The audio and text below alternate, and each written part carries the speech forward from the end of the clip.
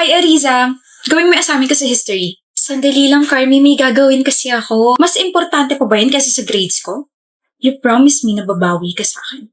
Remember? Tinulak mo ako last week. Hindi ko sinasadya yun. Sinabunutan mo kasi ako. Nasaktan pa rin ako. Nagkabukol pa rin ako. Now do my assignment or else ipapahiya kita. Kunin din palang dami pang arte. Carmi naman. Huwag kang ganyan kay Ariza. Ang sweet talaga. Nandito na yung savior mo, Ariza. You're so lucky na meron kang science sa buhay kasi kung wala, baka pinaglalamayan na kita. Joke! Sorry kung ginaganon kang Carmi. She's just jealous and insecure. Ayos lang, Sayan. Ginagawa ko naman yung turo mo sa akin. Pasok sa kanang tenga, labas sa kaliwang tenga. Gina ako nagagawa ng assignment niya. Ariza, kain ka muna. Thank you, Sayan. Pwede ba kitang ihatid mamaya uwian? Don't worry, may sasakyan ako para hindi hassle sa'yo. Uh, pwede naman. Sige, thank you. Yes. Kinikilig ka masyado pangit. Carmi, walang karapatang kiligin ng mga pangit na katulad mo. Do you really think na makakakuha ka ng happy ending gaya ng iba? Gaya ko? In your dreams. Bakit ba galit na galit ka sa akin, Carmi? Ano bang ginawa ko? Ayoko lang sa'yo.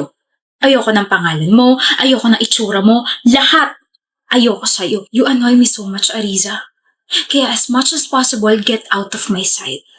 Or, mawala ka na lang kaya sa mundo. Tinatry ko naman na hindi magpakita sa'yo Pero ikaw tong lapit ng lapit sa akin. Sumasagot ka pa Kung tapalan ko kaya yung bibig mo. Pero ayos lang. Mawawala din yung tapang mo. Ano, napapal na ba sa'yo? I think so. You think so? Sayang naman, you're so slow. Kailangan niya na masaktan. Umamin ka na mamaya paghatid mo sa kanya, okay? Tapos halikan mo siya sa pisngi. Then after a week, dump her. Babe, kailangan ba talagang ihatid siya? Diring-diring na ako sa kanya Naiisip ko palang halikan ko siya mamaya sa pisngi. Feeling ko ina-allergy na ako. Just do it. Pagtiisan mo na lang siya tapos mag-alcohol ka na lang. Basta ang goal natin is to play with her feelings. Nakakairita siya Oo na po.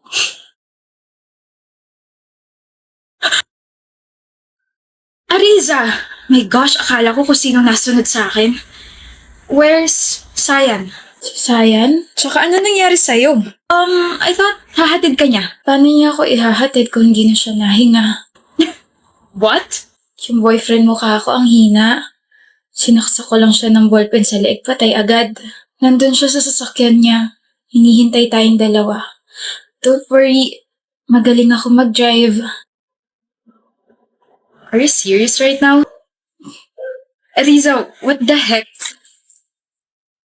Gusto ko lang naman sumaya. Bakit kailangan niyo sirain yun? So the title of that story is When We Were in College. The genre is mystery thriller. Characters Ariza, Sayan, and Carmi. That's the book that I want you to publish. Ano kabaliwan to sinulat mo, Ariza? Do you really think that we will publish this? Miss Carmi, I deserve this. Please, I've been writing that book since we were in college. Isa pang ganda naman ang story na yun Maganda. Isa ako sa mga characters at lahat ng mga nandito ay nangyari sa totoong buhay. Sa tingin mo, hahayaan kitang sirain yung reputasyon ko? Sige nga, ano maganda rito? Si Ariza na nasa libro, namatay siya doon. Pero nabuhay ka naman sa pagkakapalo ko sa ulo mo dati Kaya lahat na nandyan sa libro ko, hindi nangyari sa totoong buhay.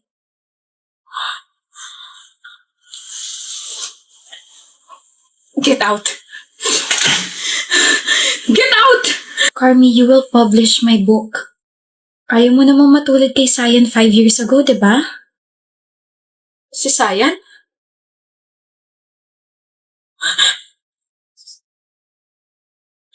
I'm going to call the police. Makukulong ka. I understand. Yeah, call them. Tandaan mo lang na yung ginamit kong ballpen sa kanya, kay Sayan, may fingerprint mo yun. Bakit nyo kasi ginawa sa akin yun, Carmi? Bakit nyo ako pinaglaruan? E di sana wala tayo sa ganitong sitwasyon, diba? Sana makarinig na ako ng good news after 1 week, okay? Ipapublish mo ang libro ko.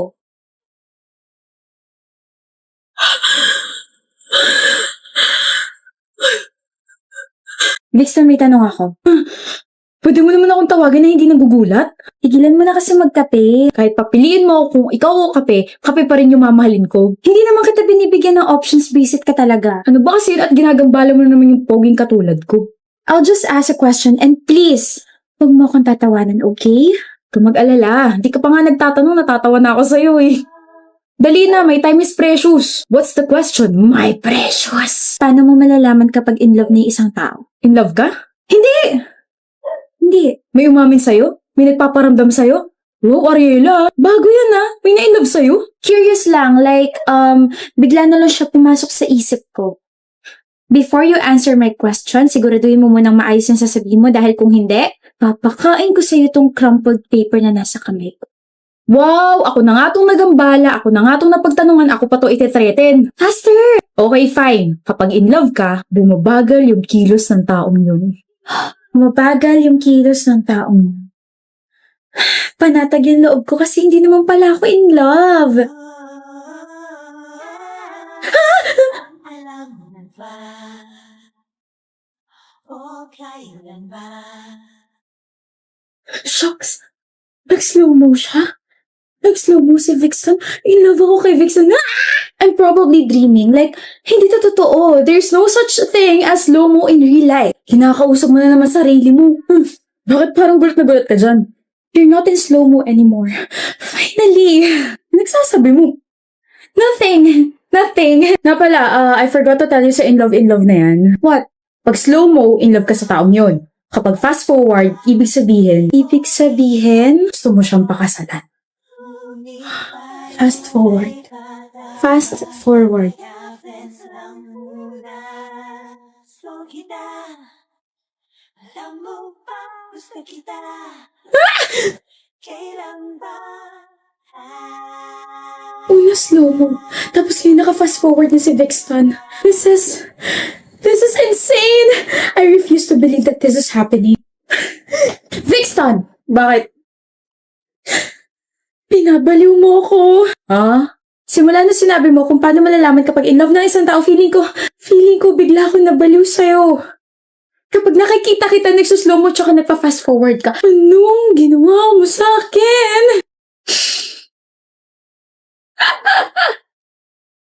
Why are you laughing? Ariela, what? I was just joking. Huh? Hindi ka pa nasanay sa akin na palagi kang inaasar? Naniwala ka talaga sa sinabi kong slow-mo tsaka fast forward? Hindi totoo yun? Hindi. What about your actions? Nakita kita nag-slow-mo ka tsaka nag-fast forward ka. Now tell me! Scripted yun. I knew it! Next time, kapag may sinabi ka, hindi na ako maniniwala sa'yo. Hindi na ako magtatanong sa'yo ng mga bagay-bagay. Buisit ka! Sorry na, Ariela. Di rin na paniniwalaan mo yung mga sinabi ko eh. Kaya pala parang ang weird kasi I know I like you pero love? Hindi pa nga kita nakakasama sa mga dates tapos love agad? My gosh, I should have known na pinagtitripan mo lang talaga ako. O ano, bakit ang tahimik mo? You're guilty na, no? Gusto mo ako? Ha? Gusto ko ulit marinig yun. Ayaw ko. Iba yata yung naririnig ko ah. Naririnig ko yung heartbeat mo. That's impossible. You can't... My bad.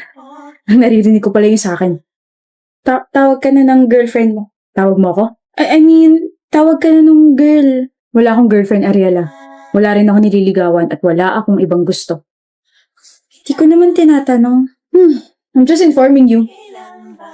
Alis ka na. Date tayo. Pwede? At bakit? Hindi pa nawawala inis ko sa'yo ah. So kapag nawala na, pwede na? Ganyan ka lang naman kasi umamin ako bigla eh. Hindi naman ako magpapapansin sa'yo kung hindi kita gusto. Okay. Okay? Let's have a date. 1 date lang. Okay. 1 date and I'll make sure madadagdagan pa yun. See you, Ariela. Never! Hi, babe. Stop right there.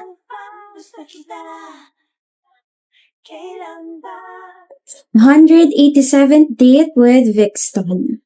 Naalala ko tuloy dati, sabi mo isang date lang. Never ka pa dyan dati Kasi naman, I felt so hard after our third date. Kaya sabi ko hindi na kita pakakawalan kasi you made me realize kung anong feeling ang ma-in love sa taong gusto mo. And anong na-feel mo nun? Safe, genuine, and completeness. Until now, yun pa rin yung pinaparamdam mo sa akin Kahit nauto kita sa slow-mo at fast-forward, I love you, Ariela. Kahit nakakabwisit ka, Vixton, mahal din kita. Sakit na ng ulo ko. Overtime, Trina? Kailangan yung dami pang kailangan tapusin. Uwi ka na ba, G? Kailangan may mga nag-aantay pa sa akin mga puso sa bahay. Sige, ingat ka ha. Ikaw ang mag-ingat. Huwag ka masyadong papagabi at alam mo naman ngayon. Opo. Una na ako sis ha. Chat mo na lang ako kapag nakauwi ka na. Bye-bye. Okay. Psst. G? G? Umuwi ka na ba talaga? Baka pinaprank mo na naman ako ha. Psst. G naman eh.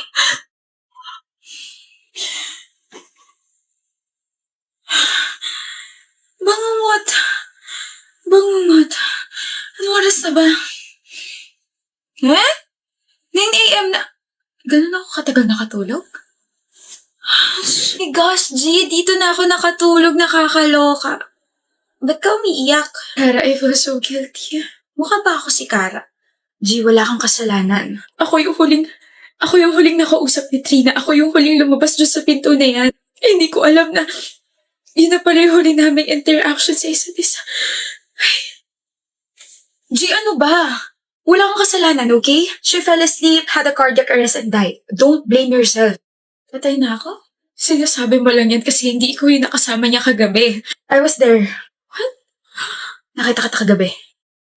You left and then you came back. Alam mo pagod si Trina, you also know about your hallucinations. At alam mo makakatulog siya sa sobrang stress. You waited for that moment. Tapos lumapit ka sa kanya and then you choked her.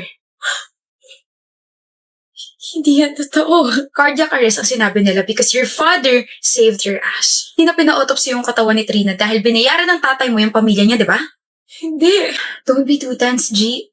You don't have to worry about my mouth. I won't say anything. I also hate that woman. You did a great job. Ngayong wala na siya, aangat na yung pwesto natin. Wala na yung sip-sip na Trina. Wala na yung bidabidag Trina. Hindi ko siya pinatay, Kara. Hindi naman eh. Hindi naman kasi talaga. Hindi nga. I know. But you have to convince yourself that you killed her. You have to take my place, G. Yes, I killed Trina because she was annoying as hell. Pero G, kailangan mong ako yung ginawa kong kasalanan. Wala ka naman choice, di ba? Besides, your father is already working for my family. So kahit ano sabihin ko, susundin niya. Mas mataas ang status ng pamilya ko kaysa sa inyong mga hampas lupa.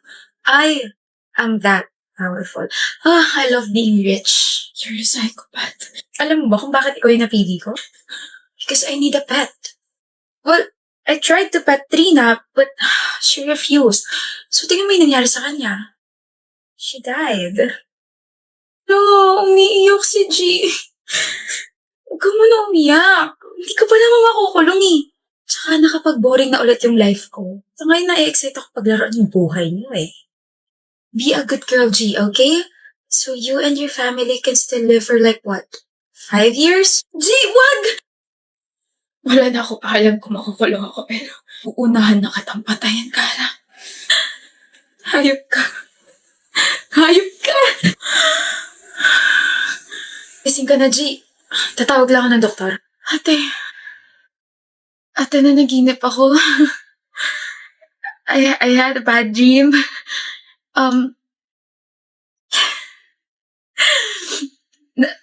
Namatay daw si Trina, pinatay daw siya ni Kara, tapos ako naman, pinatay ko si Kara, tapos may blackmailing daw nagaganap.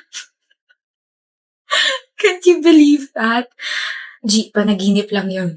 Pero totoong wala na yung mga kaibigan mo. Huh? I'm sorry, but you have to know the truth. You've been in this hospital for 2 weeks na. Galing kayong sinehan, nanood kayo ng horror movie, and then after that, pumunta kayo sa isang bar. Tapos uminom kayo. Ikaw yung nag-drive na sasakyan, but you were too drunk kaya sumalpok yung sasakyan yung sa poste. And ikaw lang yung may airbag, G. Ikaw lang yung nabuhay. Yung panaginip. Tama na yung panaginip na yan, G. You have to face the reality. And you have to face your consequences because their families, kinasusuklaman ka nila.